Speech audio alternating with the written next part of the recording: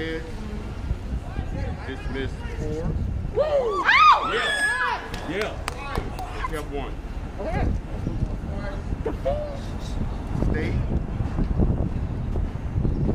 We're coming back. Still talking about it. Let them know we're coming back. And we're going to come back. Let them know we're coming back. Case change. They done moved us out of here. Tell them we're coming back.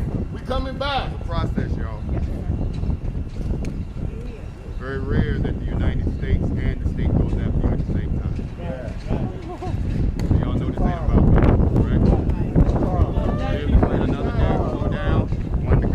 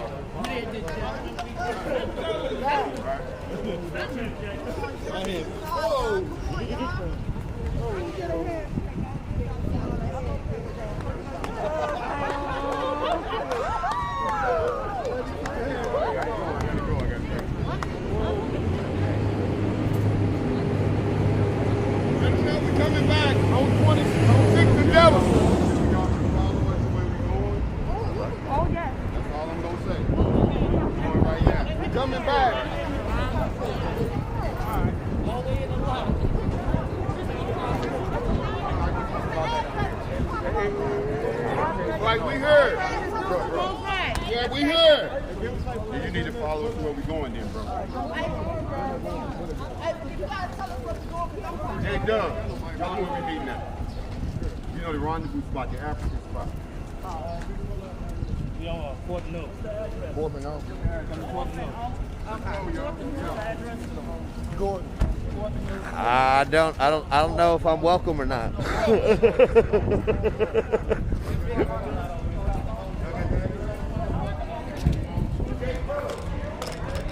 All right, we're here for the Hall of Justice. There was a number of NFAC members that were just posted up, chilling out front for Grandmaster Jay's first hearing in his indictment. I didn't just catch all the words, but I believe he was saying something to the effect of maybe the federal charges were dropped, but state is still coming after him. Again, that was just what I caught over everyone else speaking. I don't know for a fact that that is exactly what he said, but that is kind of what it sounded like. Maybe federal charges have been dropped. I will do some more research on it. But Grandmaster Jay didn't even have to go in. He pulled up in his SUV, stepped out. A deputy sheriff came out, informed him that the court had been moved, I believe. So they all loaded up and were going to another location. I didn't quite get a full invite to go to the other location, so I'm not going to attempt to follow. But there was another live streamer that was out here. I didn't catch his name though.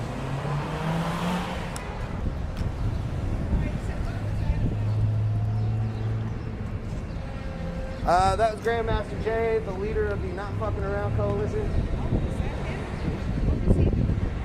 He is currently under federal indictment. He was here for court, but sheriff came out and said he can leave. So I don't know what just happened, but well, that's because they're not letting people in. They have to do there's a whole lot of people out here. Yeah, but I mean, he said something about maybe some of the charges got dropped. I don't know, so we'll see. I'm sure he's going to make an official release soon because he likes to do that. So. Okay. So why is now? I find it ironic that Facebook is harassing you. I mean, because we're kind of on the opposite sides, Sure. and they've harassed. I don't post anything controversial on my page, but anyway. I think at this point, if anything is not census, they're just kind of shit suppressing it on both sides. Like, I think after the Capitol, after, you know, the storming of the Capitol, I feel like they might see a little guilt in contributing to, you know, the exacerbation until it got to that point. So they're just trying to shut it down on both sides to try to keep from having a civil war. I'm sorry, but this country was built on free speech. Absolutely.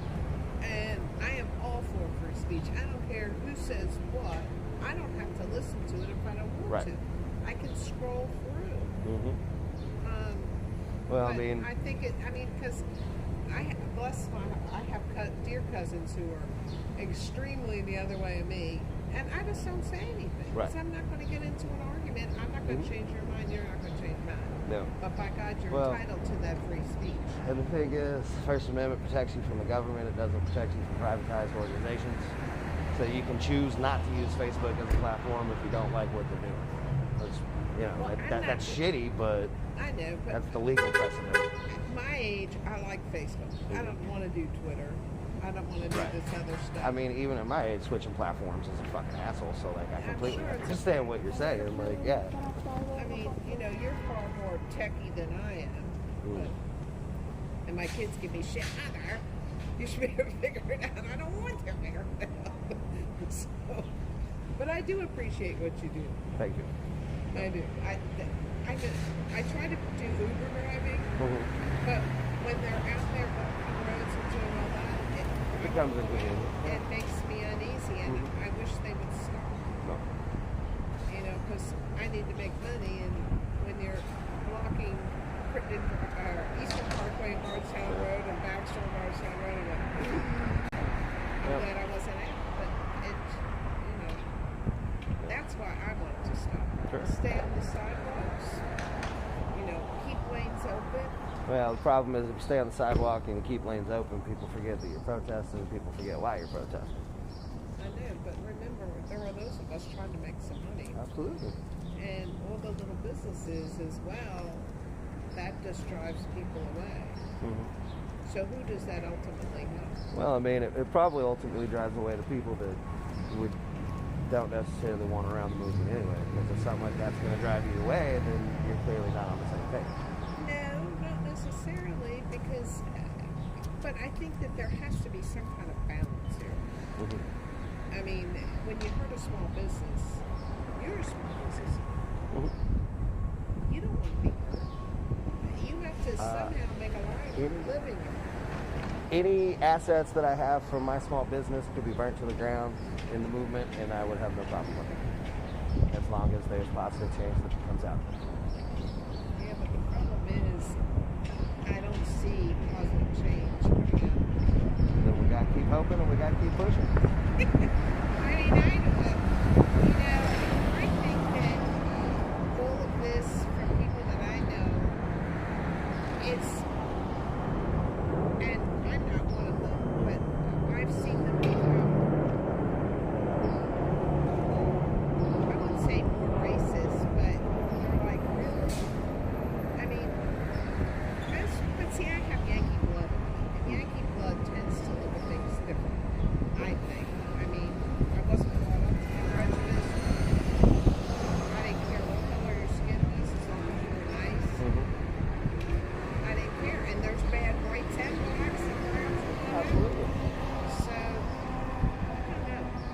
I have a hard time with all this. I understand why you're doing it, and I think you have a very valuable, you provide a very valuable asset. Sure. Thank you.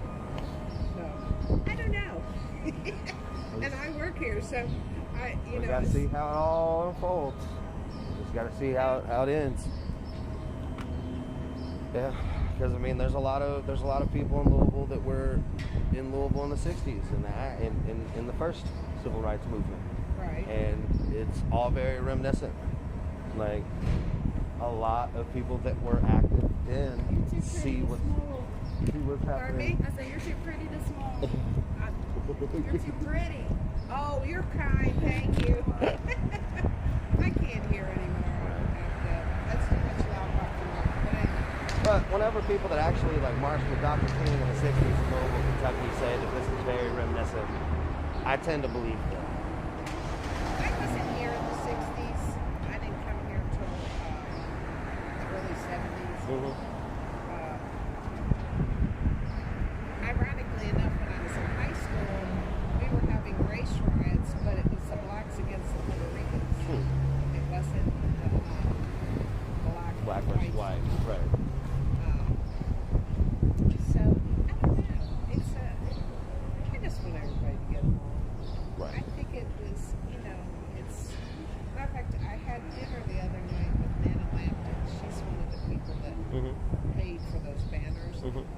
so cute. She said, they were trying to take them down. The police were trying to take them down. I said, no, they're up. I think they're fine up. FOP was trying to take them down, not police specifically. Retired cops were trying to take them down. See, and I don't see any harm there.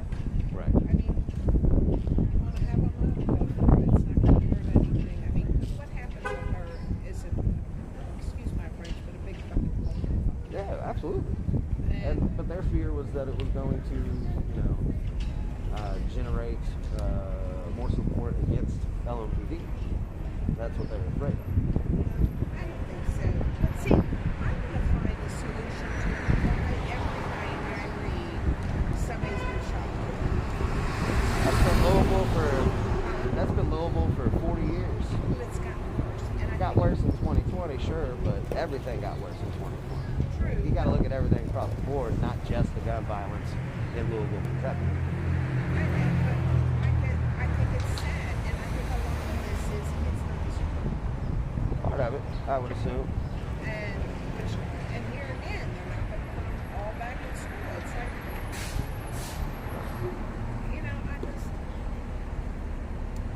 I don't know. There's more problems than just police.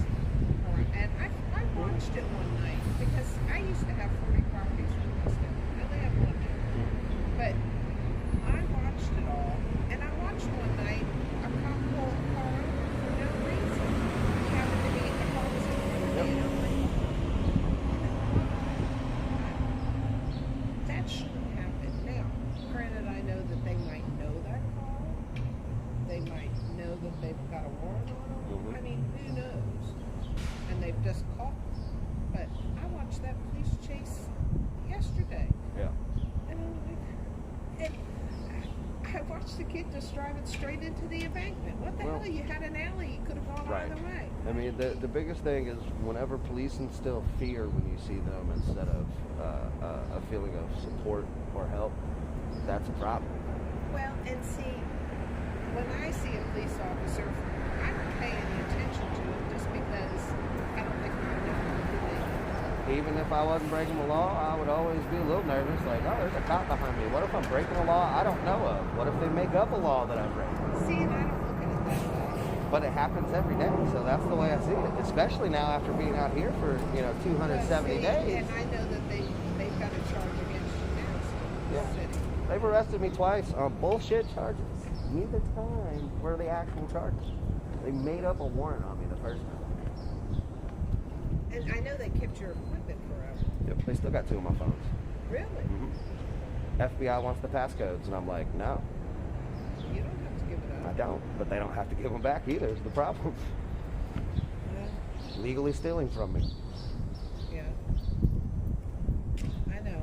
That's and I have problems with that too, because I will tell you, years ago, I had a warehouse raided and a house down in Portland. Mhm. They came in on both, and not because of me, because of somebody else, guilt by association. But I had to fight them, and I did, and I won because it was harassment. Yep. And I nailed them on it, and they didn't like it one bit. But I said, course you're not. going to tell me you're going to take this property, and I have to prove to you a receipt that I bought it? Yeah. I said, do you know how many receipts? I don't have any. I mean, Right, especially if you own 40 properties at the time. Like, well, they walked through my warehouse, and I had a habit of just sticking stuff and then in my pockets. And when I would change clothes, I'd just pull it out, put it back in the new pocket, and they go, "Well, where'd you get all this paint?" I said, "Well, I bought it at a business going out of business." And I said, "And as a matter of fact, here's the receipt for it." I wanted to go, "Fuck you! This is my shit." They wanted to take this vehicle because it was Now- loaded with tools, and I'm like, Think about that one time that you had a major issue being harassed by the LMPD, and think about that being every day of your life. well, and I mean, I have lived a blessed life, I really are. And so I knew people, and I could argue my case, but I went all the way up to the mayor. Right. And But I happen to know the mayor. A lot of people can't do that. No, A lot of I people know. don't have that opportunity. They don't have that privilege, honestly. Like, Well, and see, but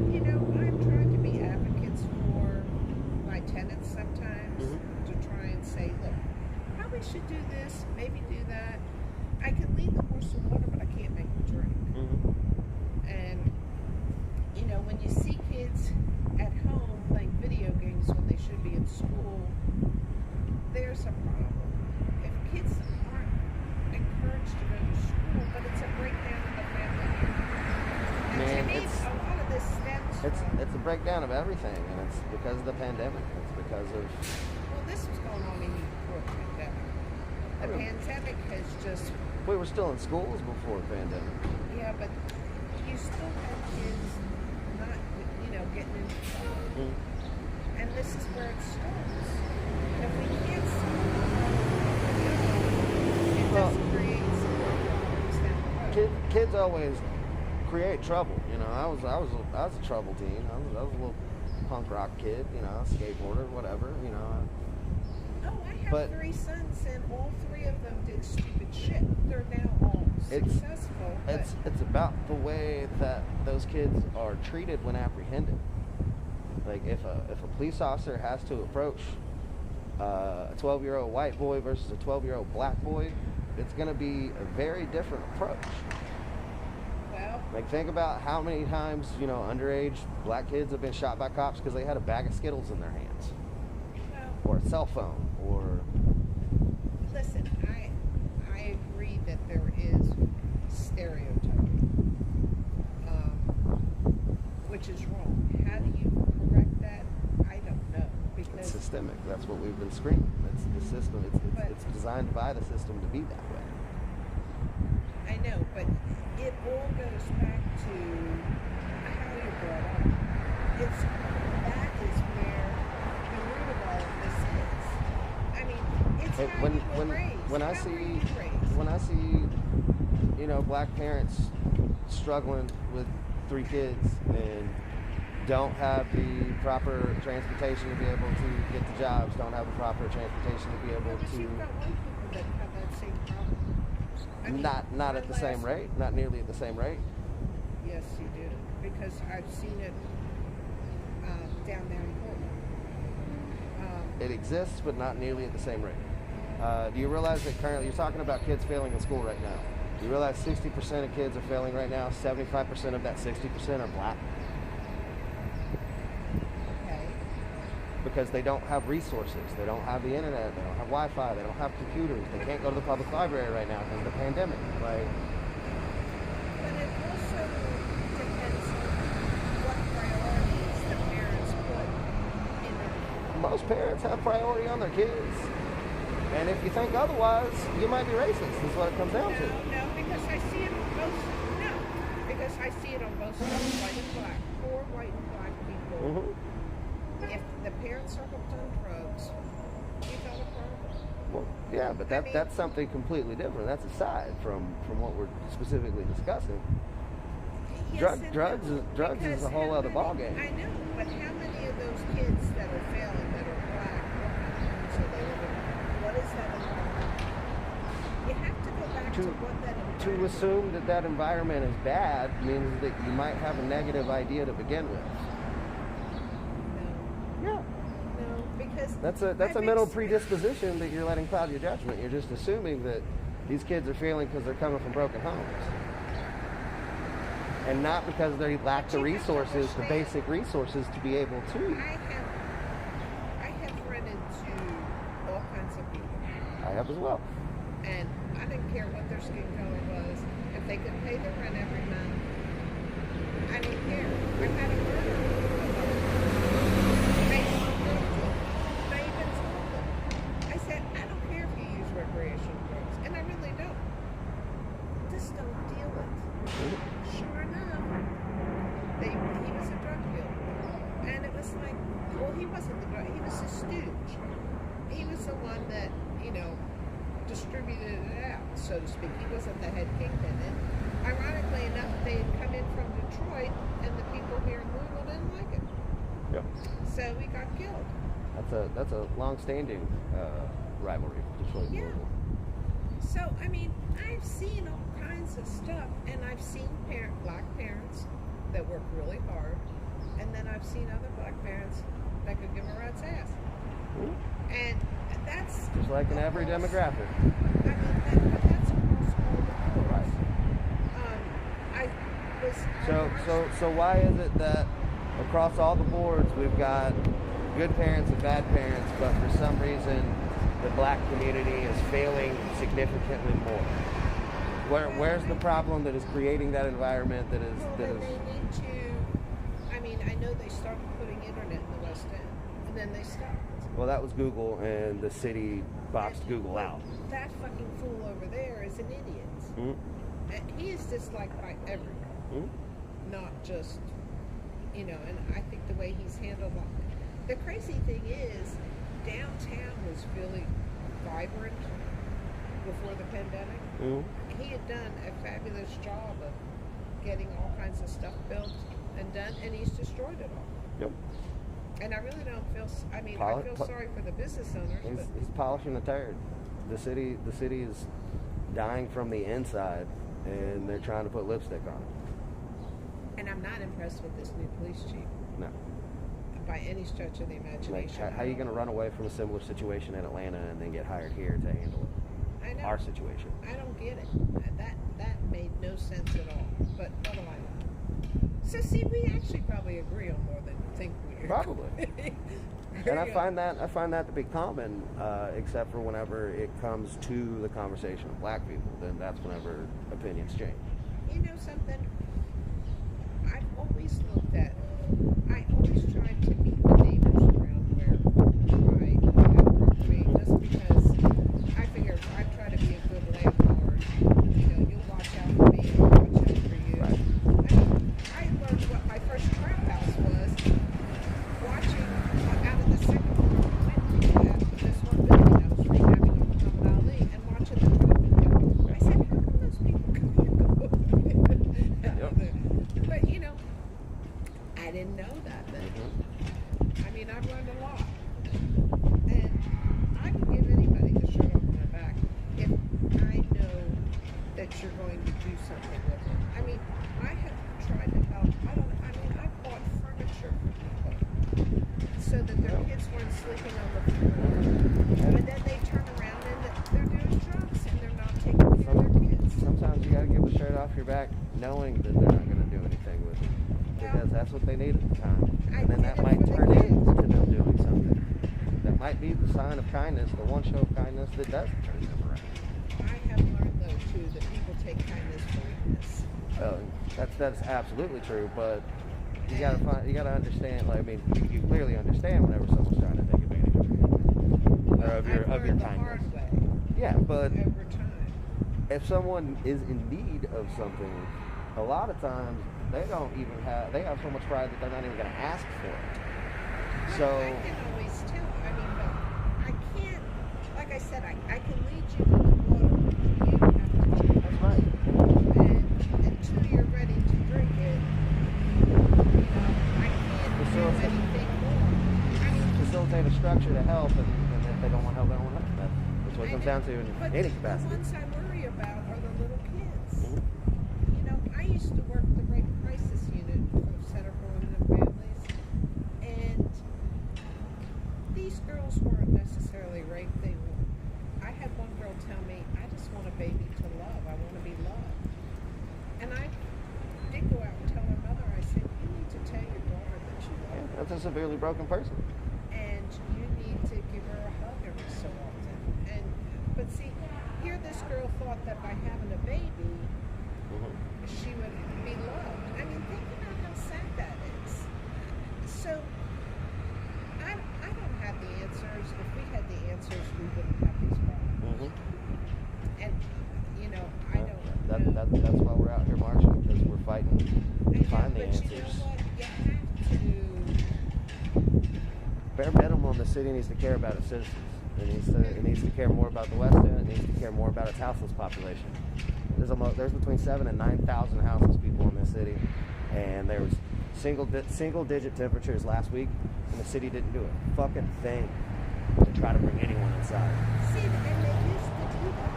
I don't know. That's why there was 5 different emergency pop-up shelters that protesters and community outreach did, and housed probably 500 people which is nothing compared to 7,000, but at least we did a part and the city didn't do a thing. And see, the city used to do that. Yeah. They used to be really good. There was an emergency crews that went out at night to bring people. Now, LMPD also went and cleared one of the camps while people were staying in an emergency shelter in the middle of a winter storm with a bulldozer. Which I thought was bizarre. That's not bizarre. They do it all the time. I know, but It's just it got publicized this time because the House's outreach community made sure it got publicized. I know, but I mean, I do think that's bizarre. So, I don't know where his head is, but until we can get rid of him, and he's still got another year or two. Yep. Impeach the mayor. You know, I just don't know. I don't have the answers. I wish I did because I feel, you know, I have empathy for people. Mm-hmm. I think that, you know, I would love to see everybody go to school, understand, you know, that everybody's a good person. Well, but I have learned not everybody is a good person. Everyone has innate good and evil in them. We're all both good and evil. Right. But I would rather encourage the good. Oh, absolutely.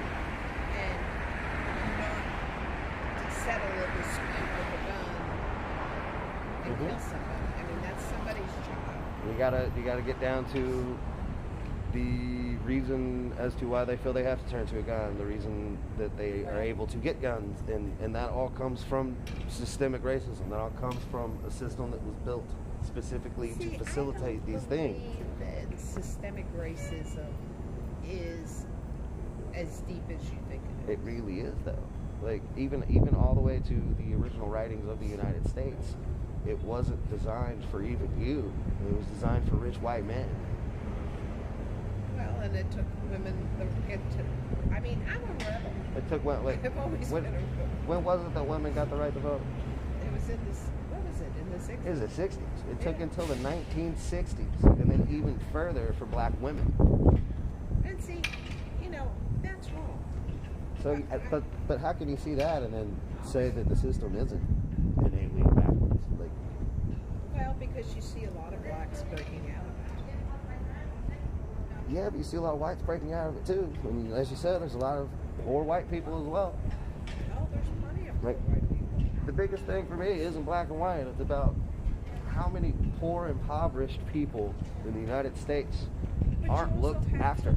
But I've offered people jobs and they don't want to work. Well, whenever you've been living on the streets for a decade, and you don't have the right mental capacity, you're gonna have to get off drugs and then get mental help, and then probably go and get a new driver's license, birth certificate, and social security card, because you don't have those anymore because you've been living on the streets for a decade. So it just becomes this long process. And like it's not as simple as just them going and putting an application in, because there's so many. I understand all that, but you've also got a huge underlying problem. And then I got to go inside. Is mental health. Mm-hmm. When we stop putting people into institutions and giving them help, and some people just cannot function in this world. Most institutions in the 60s weren't offering any help. They were just abusing and torturing people.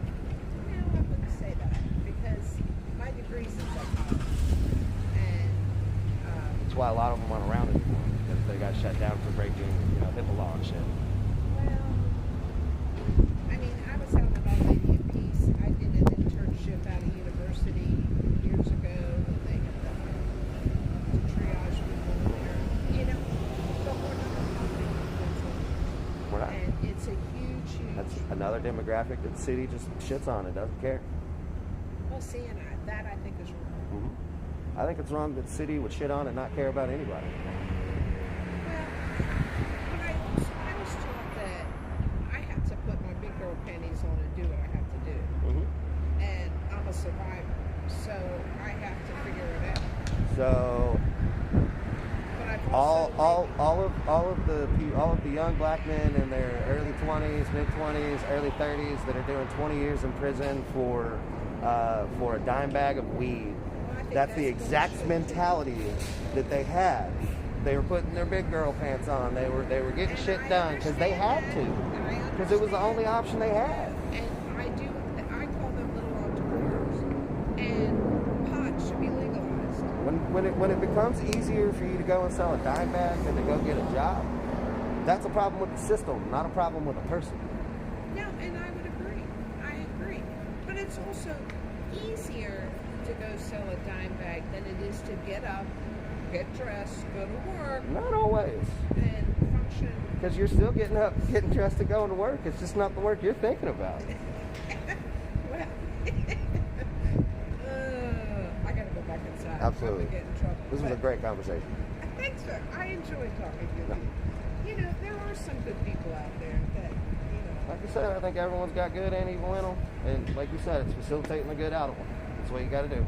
Yeah, I mean, I believe in it. You know, I see the homeless people that are there, that walk around. You know, I get to see their own certain time. I do my little part, but I don't have it. So I do what I got to do. Absolutely. You know? Yep. Good luck to you. Thank you. Have a nice day. You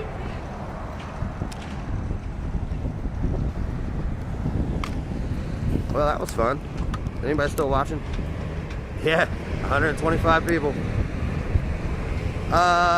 Hey April, sorry. I came up to get footage of Grandmaster Jay coming into court. So at the beginning of the video, there actually is a little bit of footage of me, not of me, of Grandmaster Jay and a group of NFAC members out here for Grandmaster Jay's court hearing. But a deputy sheriff came out and addressed the crowd, and then the crowd dispersed, and Grandmaster Jay left as well.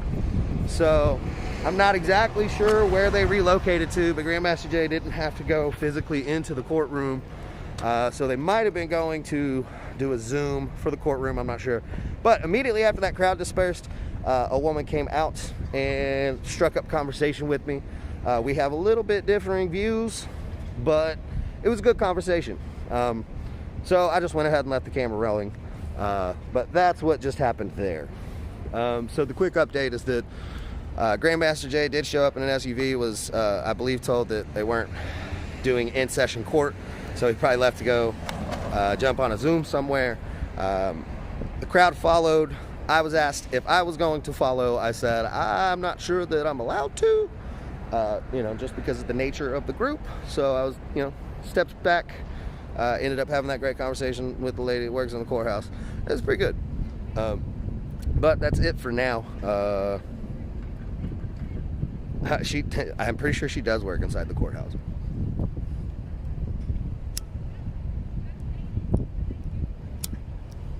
Well, either way, I'm going to go ahead and drop the live off of here for now. What time is it?